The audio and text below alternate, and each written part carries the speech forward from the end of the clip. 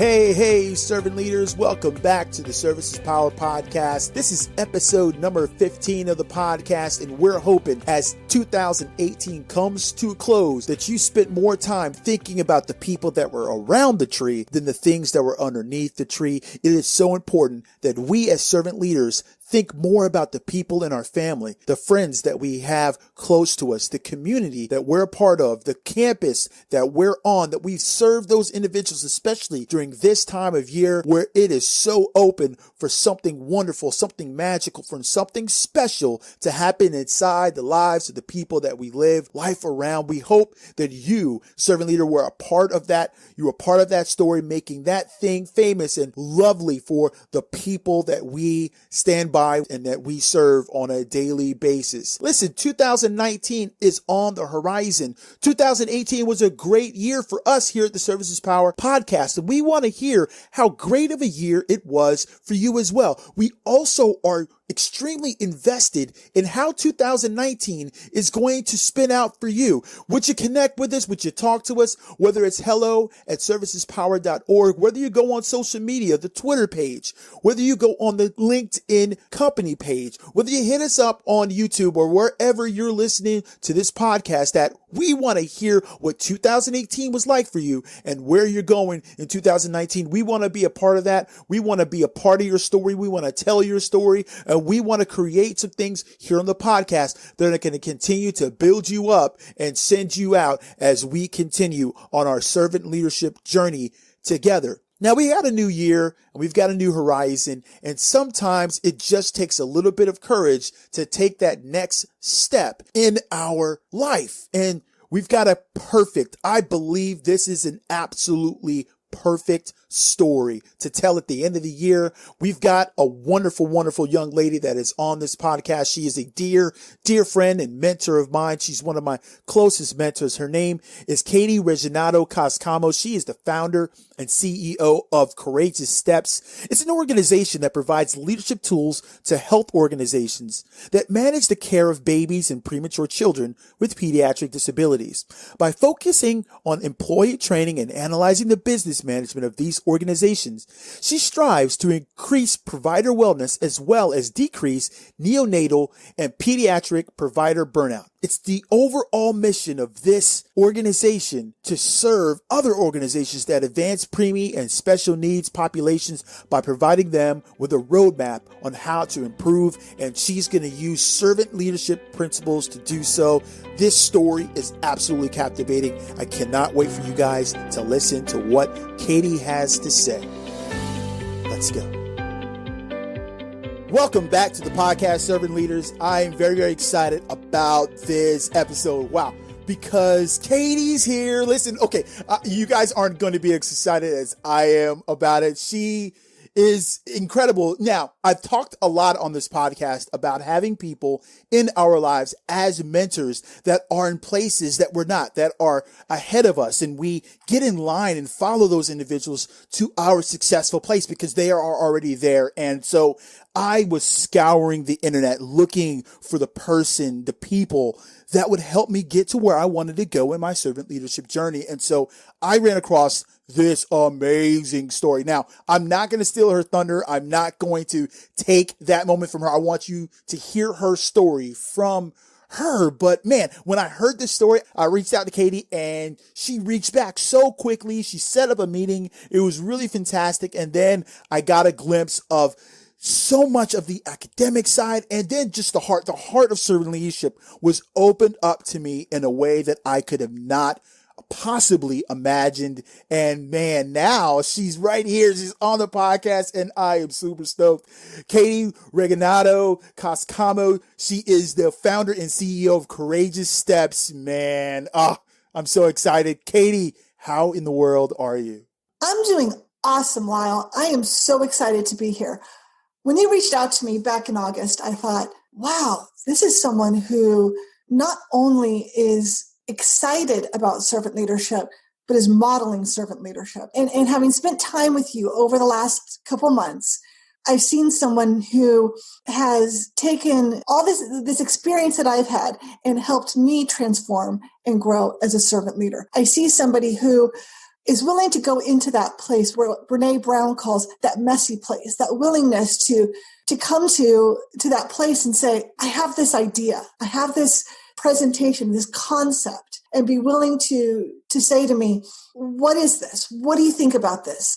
How are we going to grow together? I honestly don't believe that we are on different levels of the journey. I think we're all on this journey together. And some people are just learning about servant leadership and what it means. Others of us who have been studying this or developing servant leadership for years, I believe we're on this journey together. And as we are willing to seek a mentor and be willing to do the business coaching and the life coaching and the things that each of us need to do to become better, more equipped servant leaders, the better we're going to be able to serve the world together. I love the fact how you are investing in college students. Earlier this year, I had an opportunity to meet very much a senior servant leader who's been practicing for over 40 years. And he said to me, the most important people to invest in servant leadership are our college students, are our youth. Those of us in the 18 to 24 range. These are the people who, as they learn about servant leadership, are going to be able to transform the way we do business, the way we see the world, the way we care for our families. They're going to be the ones who restructure how the world works. So it's so important, Lyle, that as I hear your podcast, as I hear this work that you're doing, how important it is and how you really are at the heart of what it means to be a servant leader.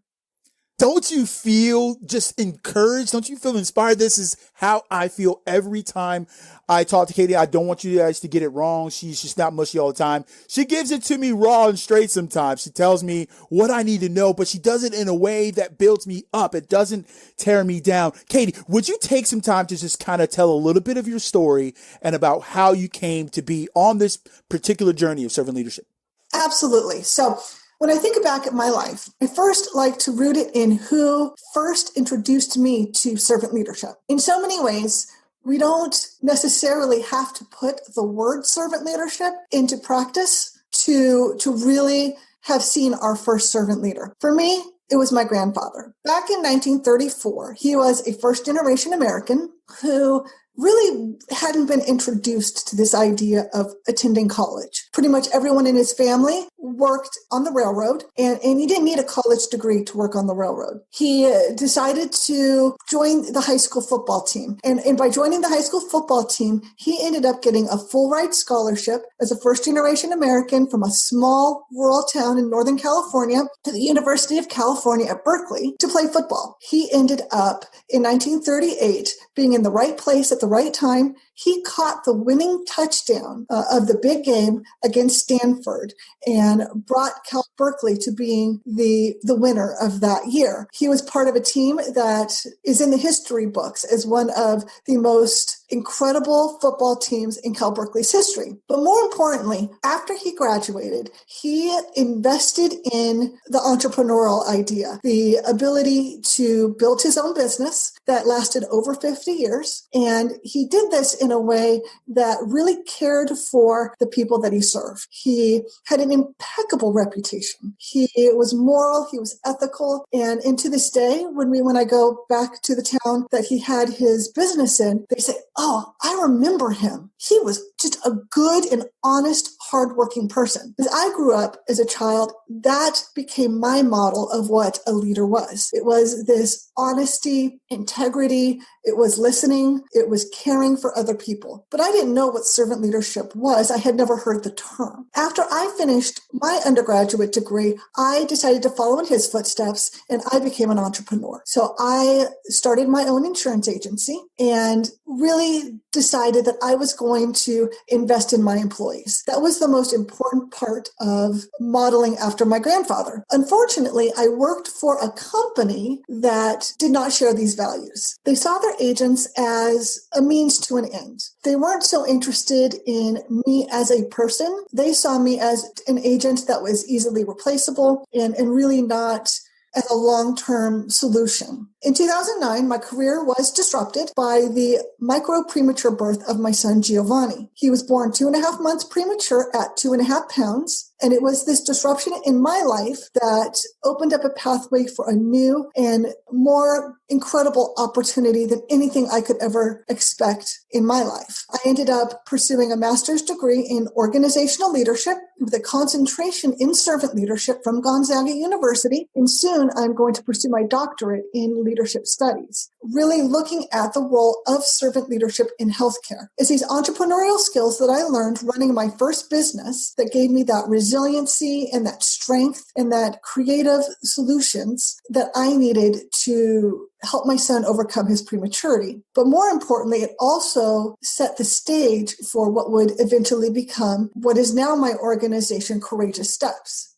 Oh, wow, that's great. So would you tell us a little bit more about what Courageous Steps is and how it came to be?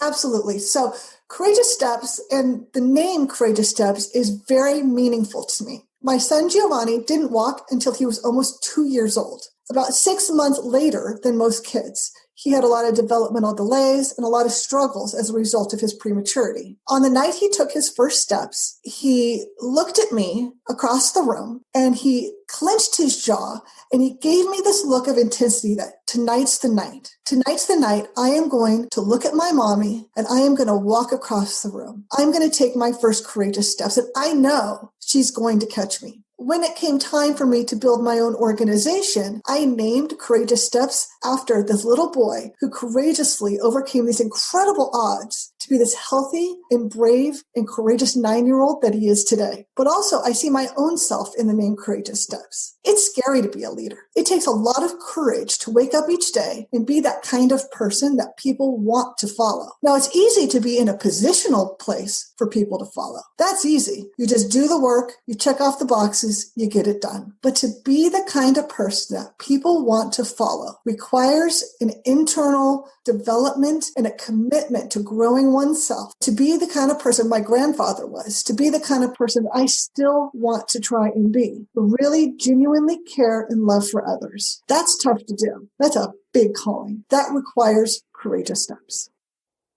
Servant leaders, this is exactly what a servant leader really is. It's little Giovanni. It's having the courage to stand up when it feels like the ground beneath you is shaky and unsure, when you feels like you're at your weakest moment, and looking ahead and seeing somebody that if we are to take that step, if we are to take the opportunity to be strong when weakness is all around us and say, I need your help. I need you to catch me. I need you to take me farther than I can go. That is exactly what a servant leader is. That is the strength of servant leadership. If we hear about servant leadership being weak on some level, this is the story that we all need to go back to. This is the moment that we all need to capture so that we understand what the duty is of a servant leader and how much we can do for others. Now, you went to Gonzaga University and you got your master's degree in organizational leadership with a concentration on servant leadership. And right now you're going for your doctorate degree. Can you talk about how you've gotten that degree and how you've used it to reach back into the preemie and special needs community to help them take courageous steps?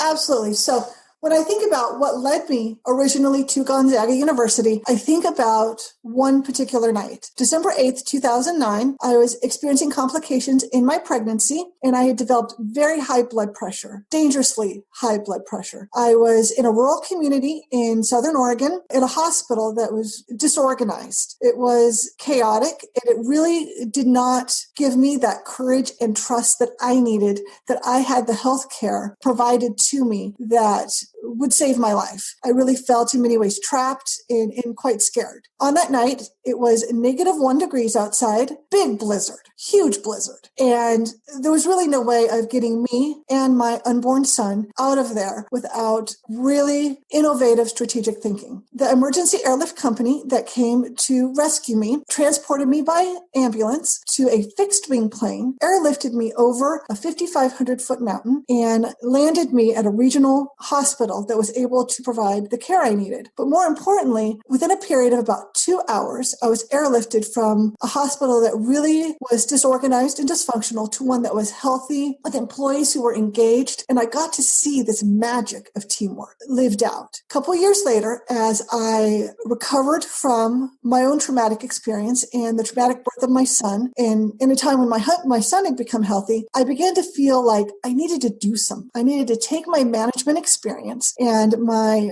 entrepreneurial spirit and really look at ways to grow other people, to really invest back in healthcare through some of the systems thinking and in business development and management that I had prior to giving birth to my son. So I ended up discovering the work of Larry Spears. He is the former CEO of the Greenleaf Center and then also now the CEO of Spears Center. He was developing a program on servant leadership, a concentration in servant leadership at Gonzaga University. So I picked up the phone one day and I called Gonzaga University admissions and I said, tell me about your servant leadership program. So I ended up pursuing my Master of Arts in Organizational Leadership with a concentration in servant leadership. And I discovered that every single professor I had was modeling this new idea that I was so excited about. The same excitement that you hear from Lyle is the same excitement that is just breathed through my university degree. And so my master's degree really looked at, and my research really looked at, how do we grow healthy organizations to care for babies born premature and children with disabilities? And if we grow these healthy systems, and if we grow these healthy healthcare programs, will it improve their developmental outcomes? Will we be able to see them better able to overcome their prematurity, their disabilities, and whatever those things are? But really, it begins by going up the chain to really growing and building healthy systems. That is a really great story on how you can take a degree that talks about and really uses servant leadership principles and then insert it into that field of practice when it comes to helping out hospitals. Could you talk a little bit about some of the behaviors you saw in the two different hospitals? Can you talk a little bit about what you experienced specifically so we can see how the behaviors are different in a servant-led medical facility versus one that's not servant-led? That's a phenomenal question, Lyle, and you are the first person to have ever asked me that question. I've been practicing and studying servant leadership for almost 7 years now. You're the first person to ask that question, and I'm so excited to be able to answer it.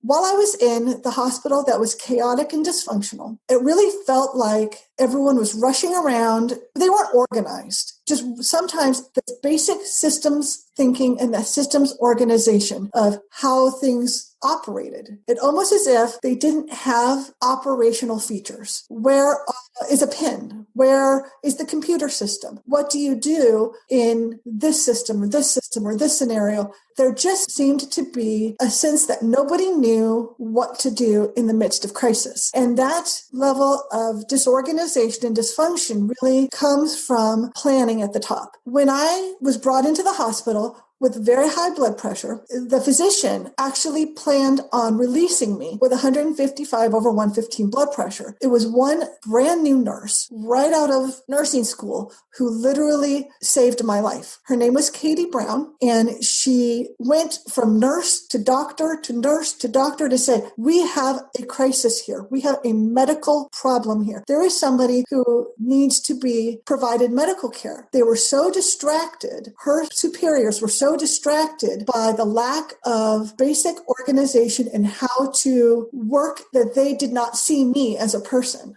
I was not a patient. I was not a human being. I was just one more cog in the wheel. And so that's really what I felt and saw from the dysfunctional organization. When I was airlifted over to the healthy organization, I became the centerpiece. I became the purpose and reason for all that they were doing. They sat there, they rubbed my forehead, they promised that they would keep me safe. They promised they would invest their whole heart, their whole purpose, their whole everything that they were doing into saving my life. They comforted me, but they had also had the organizational skills to be able to have have practiced this in the past. The dysfunctional organization, it felt like they'd never met a critical care patient. I was there first. They didn't know what to do. They had not been to boot camp. They had not been to and prepared for this moment. The healthy organization had done it. They knew what to do at the time when a critical care patient came in, and they were prepared to perform at a high functioning level. Servant leaders, Dr. Brene Brown, we've talked about her a little bit on this podcast. She talks about connection. She says when a person feels felt, seen, and heard, that's when true community and true connection happens. This is the reason why we continue to go back to Chick-fil-A. This is the reason why we continue to go to our best friend's house. Whatever that place in our community, in our world, wherever that place is on our campus that we frequent and we enjoy, we're there because we feel safe, because we feel noticed. We know that we are in a communicative place where we are the centerpiece, just like Katie was talking about. If we want to go higher and deeper in our leadership journey, if we want to go higher and deeper in life, if we can make someone feel like they're the centerpiece of our attention, of our work world, of our community journey, those people are the people that are going to stay with us. Now, Katie, you are currently in school on your organizational leadership with your concentration in servant leadership and going on to your doctorate degree. We have people listening to the podcast right now that are in college. What would you say to those students and everyone that lives life around those students is the reason why they should understand servant leadership principles?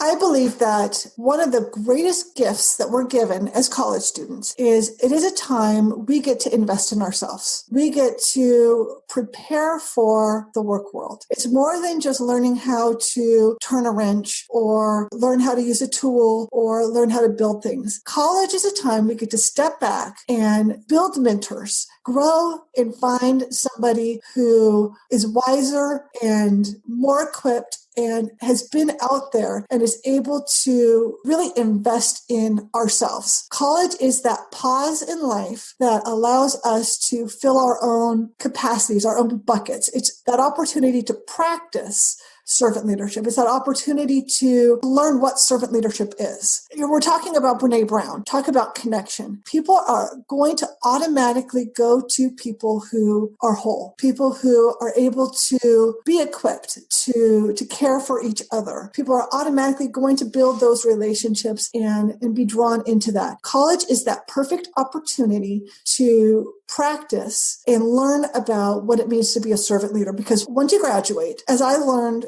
through running my insurance agency, we're going to be introduced to organizations and ideas that are in conflict to what we know. But if we spend our college time equipping ourselves, learning what it means learning the characteristics of servant leadership, learning what it means to be a good listener, to develop empathy, to grow as a healer, to be able to bring awareness and persuasion and building community. As we grow those skills in college, and then we're introduced to a dysfunctional or difficult organization, it's going to create a moral conflict that feels disingenuous, that doesn't feel like it is right. And even though we may be in that organization for a short while, we will always come back to our centerpiece. We will always come back to who we truly are and who our heart really is. So learning about what it means to be a leader, learning about servant leadership, learning about what leadership isn't. As we invest in ourselves, when we do get out into the work world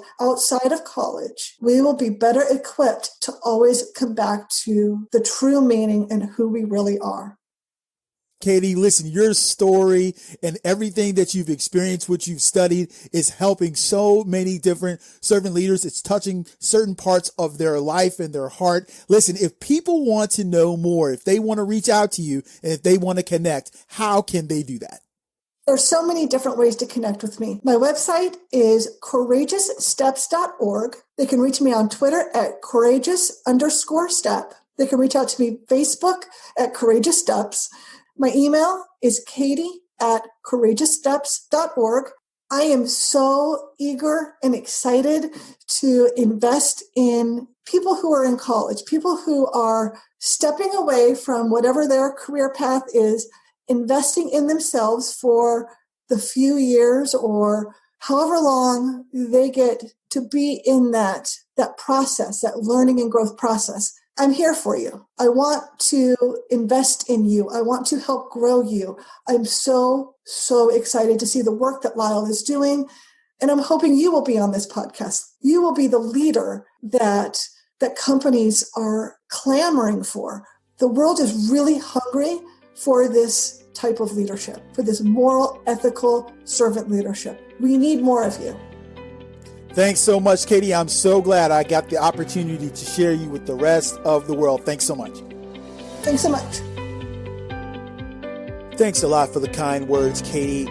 Listen, servant leaders, this is what it's all about. Katie was talking about being a centerpiece, the centerpiece of the patient care of the clinic that she was at, being the centerpiece of what the mission of the hospital was all about. Those people thought about her. They tailored everything that was going on around her care. So the question for you as you close out 2018 and you're trucking into 2019 is, who's the centerpiece of your life, of your world, of your service?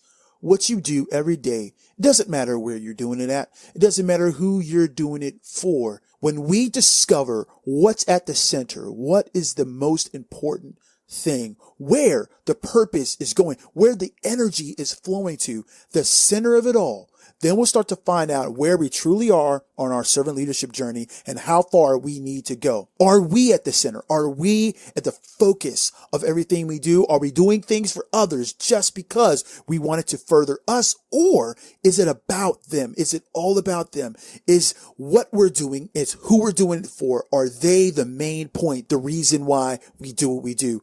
Let's get back to the center. Let's get back to the most important thing, the big idea. So that way into 2019, we're making everything around us bigger and better. Listen, you are the centerpiece of what we do here at the Services Power Podcast, and we're hoping that you continue to roll with us. Man, have a great 2019, servant leaders. We are so excited to see you on the other side of this year. It's our honor to serve.